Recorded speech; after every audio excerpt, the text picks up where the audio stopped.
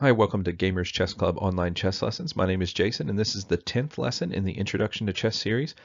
Gamers Chess Club is a recreational chess club out of Conroe, Texas, focused on introducing chess to families in a fun and friendly environment. For more information, you can email us at gamerschessclub@gmail.com or visit the Facebook page at www.facebook.com/gamerschessclub. Okay, today's learning objective is simple. We're going to take what we learned in the last lesson, which we learned how to document chess moves. We're going to take what we learned about that notation and see if we can follow along with the historic game.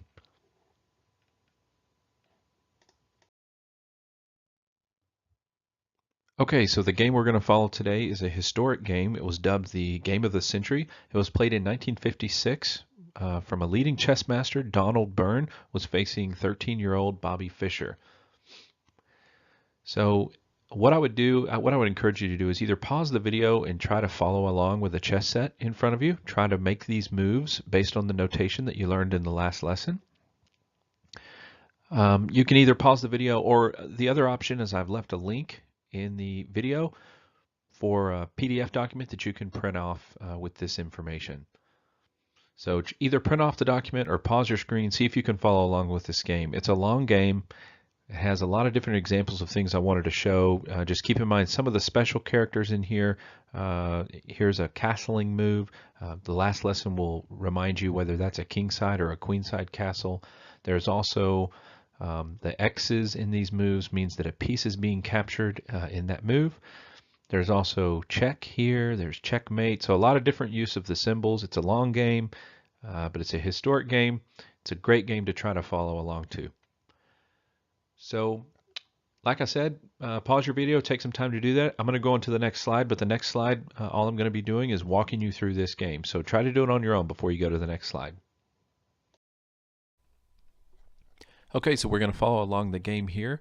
I've got the chess game pulled up. I've got our notation over here on the side, and then this is a different notation. Remember in the last lesson I told you that some programs and books will use symbols instead of the letters. This is what we'll be looking at to follow along though.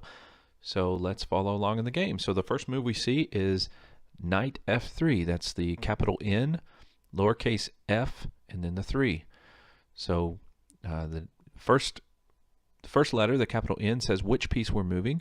The next part says where we're moving to, and we're moving to F3. So this is F3. So sometimes it's easier to look at where you're going first. We know we're going to F3. So, and we know the N means knight. So which knight are we talking about? We must be talking about this one. So knight F3. Okay, then the next move was knight F6. So again, this is F6. We know the only knight that could reach that is there. Okay, so now I'm going to just continue going through the game kind of quickly. The C4, so we're going to move our pawn up to C4. When it doesn't have a letter in front of it, that means there's no piece. It means we're moving a pawn, not one of the other minor pieces. So, all right, then it's G6, so that's another pawn move. Knight C3, so we're going to bring this other knight to C3, and then bishop G7, so D4, that's a pawn move, and then the O-O is the castle move for black, so black's going to castle here, and we know that that's a kingside castle because it only has 2 O's instead of 3. So there's the castle move. Then there's bishop F4. Move our bishop to F4. D5 is the next move. Queen to B3. And then this says DXC4. Notice the first letter is lowercase, so that means it's a pawn move. And we're saying that the pawn on the D file is going to capture on C4. So there's the capture move there. That's DXC4. So now it's queen XC4. The X is, again, meaning we're going to capture, so the queen is capturing that pawn. Then the next move is C6, E4. This is an interesting move. So this is, it says capital N, lowercase b, lowercase d, 7. So it looks like it has an extra letter in there. This is that scenario we talked about in the last lesson. where you need to be more specific. If this said in D7, if it said knight to D7, we could be talking about this knight or this knight, because both could get to D7. So when it says knight B to D7, we know it's talking about this knight. So knight B to D7. Rook to D1, knight to B6, queen to C5, bishop to G4, bishop to G5, knight to A4, queen to A3, knight capture C3, so that's that NX C3, bishop, I'm sorry, not bishop, this is a lowercase b, so it's not bishop. This says BX C3, it means a pawn is capturing, so the pawn on the B file is going to capture on C3. Then it's knight X E4, so the knight is capturing on E4. The next move is bishop capture E7, queen to B6, bishop to C4, knight capture C3, bishop to C5. This is another one where we had to be more specific. It says rook, the rook that's on the F file is going to E8, and it has a plus sign after it. And the plus sign indicates that the player is in check.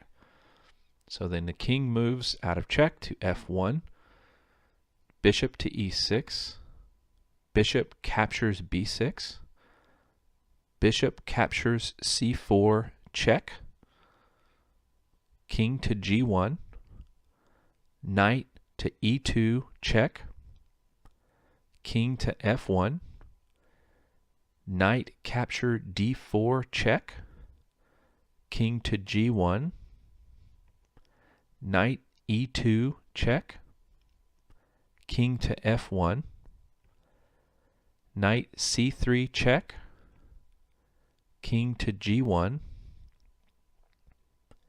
AX B6, so the pawn on the A file is capturing on B6, queen to B4, rook to A4, queen captures B6, knight captures D1, H3, rook captures A2, king to H2, knight capture F2, rook to E1, rook capture E1, queen to D8 check, bishop to F8, knight capture E1, bishop to D5, knight F3, knight E4, queen to B8, B5, H4, H5, knight to E5, king to G7, king to G1, bishop to C5 check, king to F1, knight G3 check, king to E1, bishop to B4 check, king to D1, bishop to B3 check, king to C1, knight to E2 check, king to B1, knight to C3 check, king to C1, and finally, can you find the checkmate? Rook to C2 checkmate. Okay, thanks for tuning in. I hope you enjoyed learning about chess notation and following along with the game. So now I would encourage you to take what you've learned about chess notation and apply it to your own games.